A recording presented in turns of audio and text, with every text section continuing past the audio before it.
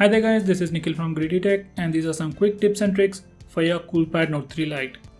So guys, this is the Coolpad Note 3 Lite and let's get started. So guys, firstly this is the lock screen and these are all your notifications, and we have the small camera shortcut at the right bottom. So you can simply place your finger on that and swipe to open camera quickly.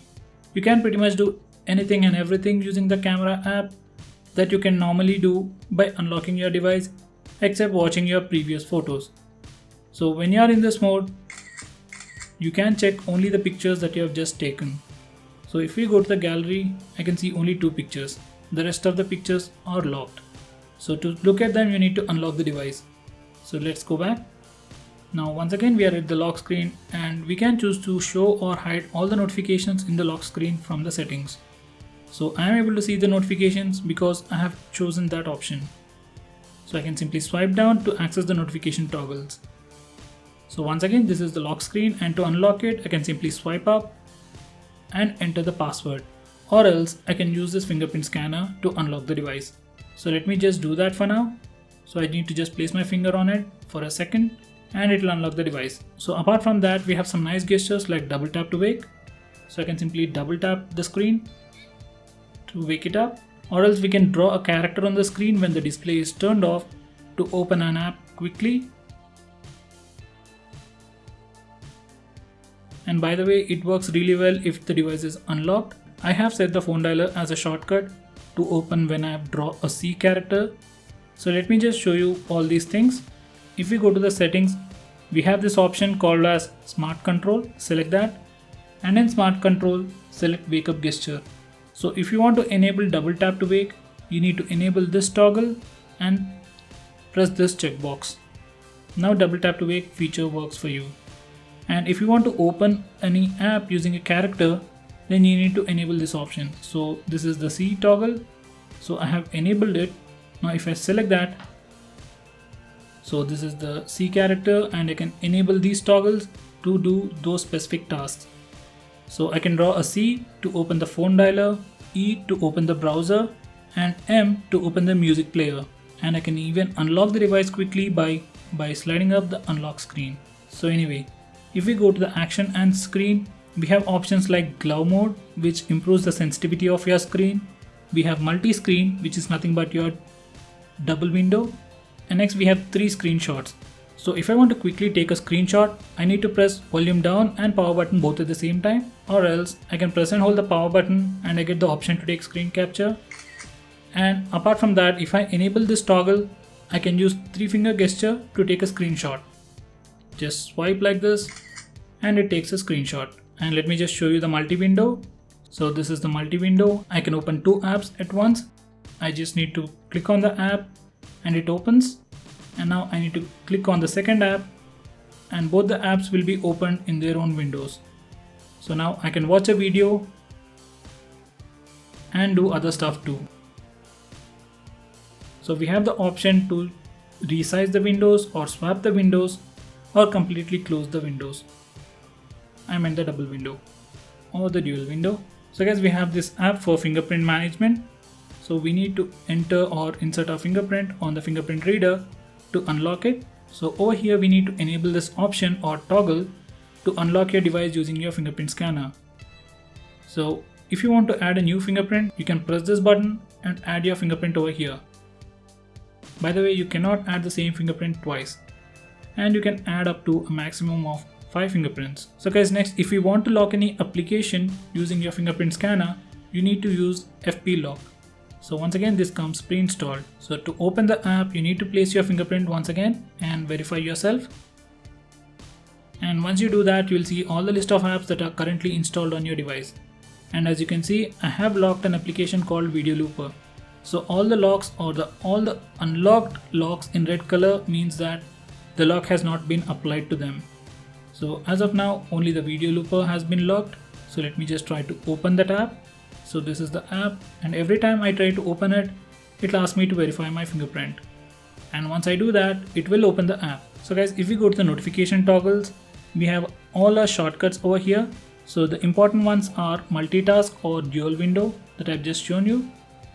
So once it is enabled, you'll see this shortcut over here. So if you don't want to use it, simply press that and dual window mode will be disabled. We have something called as C button, and this is how it looks. So it's a floating button and it has some options.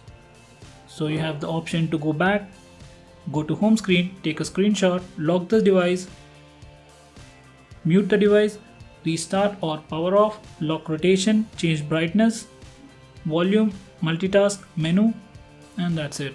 So just in case if your capacitive buttons or your physical home buttons,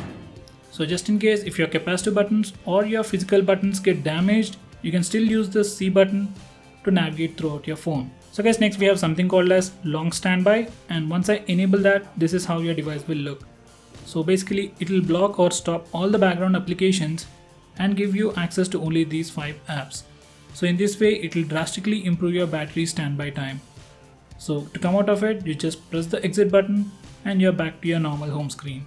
Well, the long standby mode is definitely not good as Samsung's ultra power saving mode, but it's still nice to have something like that on your phone. So guys, if we go to the battery settings, we can choose to display battery percentage by checking this box. So if I do that, I won't be able to see the remaining battery percentage on the status bar. So if I check that once again, I will be able to see the battery percentage on the status bar. And we also have the option for fast charging. So if we select charging modes, we can choose either fast charging mode or the normal mode. So I would definitely recommend to use the efficient or fast charging mode. So guys, once you have inserted your dual SIM, or if you have inserted 2 SIMs, if you want to change any setting related to your SIM cards, maybe choose a default SIM for calls and messages, you need to come to SIM card management. From here you can choose your default SIM for calls, SMS and mobile data. So we can either choose manually select, which means every time you make a call, it will ask you if you want to make the call using SIM 1 or SIM 2, or else you can set a default value. So from now on, every time I make a call, the call will be made using my IDEA number. So guys, if you go to the settings in the sound and vibration section, scroll all the way to the bottom and select other sounds. Over here we can change the settings related to touch to sound, dial pad sounds, vibrate on touch. So guys, as you can see, I have disabled all the options because I don't like all the dial pad sounds and stuff, and I definitely hate the haptic feedback on this device. So that's why I have disabled it, and once it is enabled, you can get that kind of a sound or the haptic feedback. So I didn't like that, so I removed it. So guys, if you go to lock screen and security in settings, we have something called as smart lock. So you need to enter your password or PIN to enter, and using this feature you can unlock your phone automatically.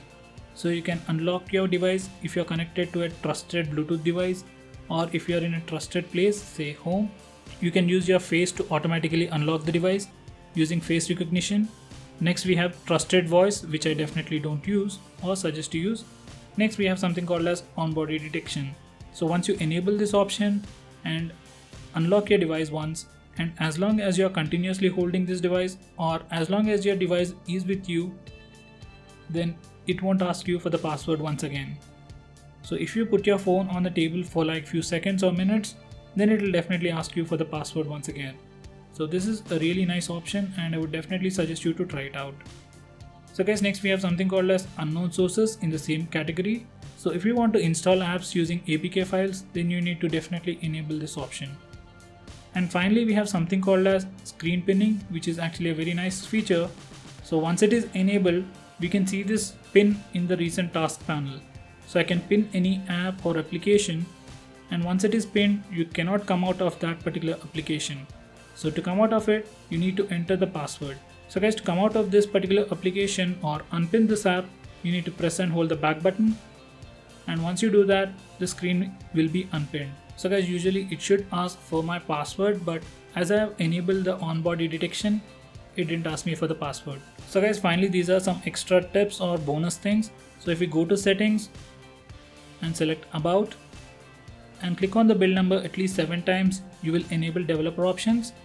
And in developer options, you can do stuff like enable USB debugging, show touches, which simply shows the places where you have touched the screen.